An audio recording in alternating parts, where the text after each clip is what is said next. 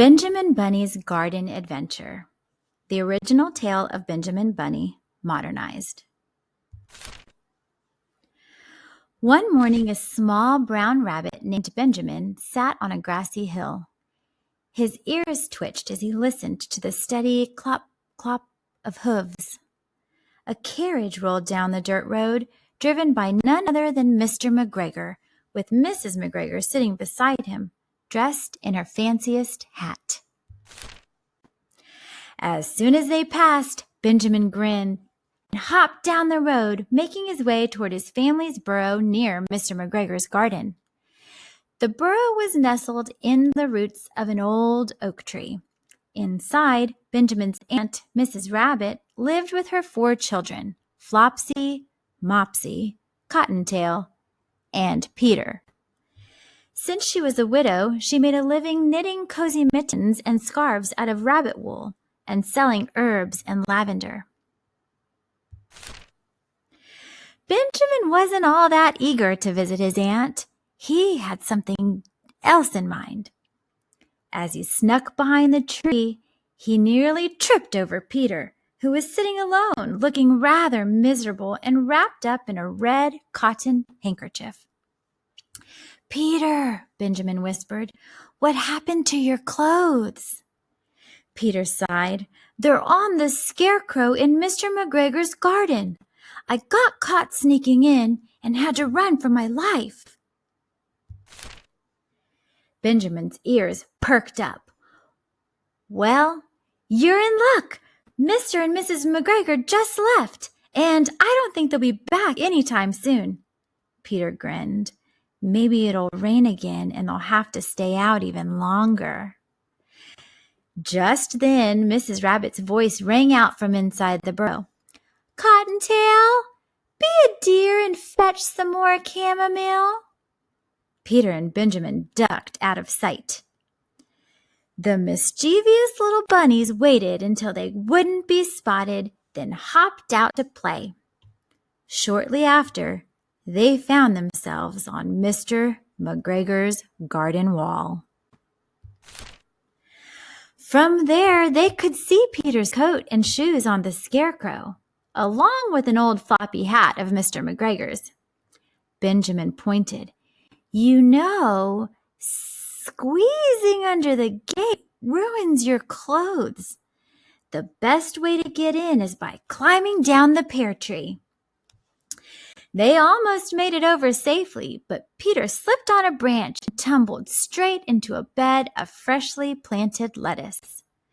Luckily, the soil was soft from last night's rain, and he landed with a gentle thump.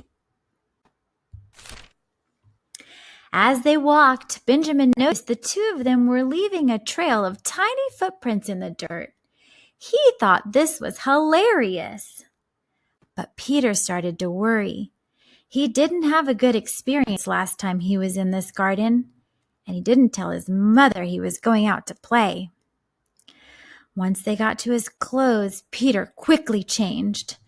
Benjamin tried on Mr. McGregor's floppy hat, but it was way too big.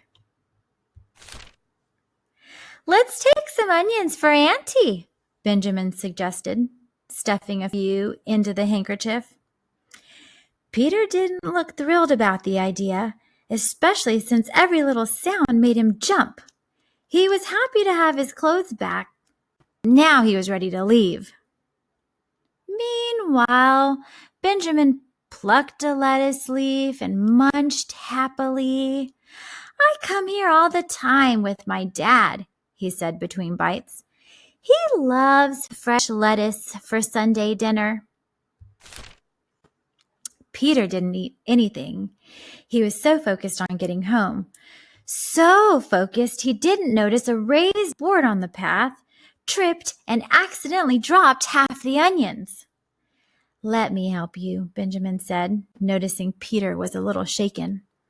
"Come on, I know a shortcut." With their onions safely secured, Peter and Benjamin scurried along a narrow wooden walkway toward the garden wall. A group of mice sat outside their tiny homes, cracking cherry pits and watching the two rabbits with amusement. Peter was so distracted that he let go of the handkerchief again. Then he froze. A strange rustling sound came from nearby. Quickly gathering up the onions, Peter hurried to catch up with Benjamin. Benjamin and Peter turned a sharp corner and jumped back immediately. A large tabby cat sat snoring right in their path. Benjamin wasted no time at all. He grabbed Peter and ducked under an overturned basket, pulling the onions in with them. The cat stretched, sniffed the basket, and then, to their horror, sat down on top of it. Peter and Benjamin stayed perfectly still for what felt like forever. The smell of onions stung their nose and made their eyes water. The cat didn't budge. Hours passed. The sun started dipping behind the trees. Still, the cat sat there, completely unaware of the two terrified rabbits beneath her. Then, out of nowhere, a soft tapping sound came from the garden wall. Bits of mortar crumbled to the ground. The cat's ears perked up. Above them, Benjamin's father, old Mr. Bunny, was marching along the wall, carrying a small stick in one paw. He was looking for his son. Mr. Bunny spotted the cat, and with a tremendous leap, he pounced right on top of her, knocking her off the basket. The cat yelped in surprise as old Mr. Bunny shooed her straight into the greenhouse.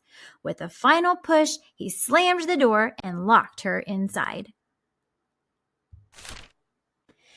Then he turned back to the basket and helped Benjamin and Peter out.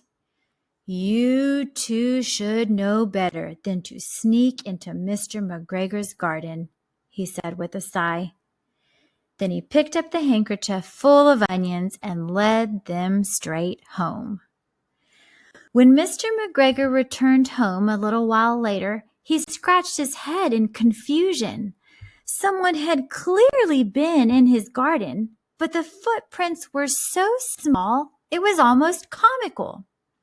Even stranger, his cat was somehow locked inside the greenhouse, meowing furiously. Back in the woods, Peter and Benjamin got home safely.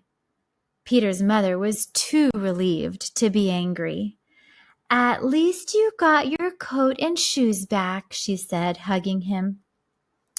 That evening, Peter and Cottontail folded up the handkerchief while Mrs. Rabbit strung up the onions from the ceiling alongside her herbs and lavender. And as for Benjamin, he was already planning his next adventure. The end. Moral of the story: curiosity and adventure can be exciting, but they can also lead to trouble. Benjamin and Peter learned that sneaking into places they shouldn't go can be dangerous. It's always best to think before acting and listen to the advice of those who care about us. Until next time.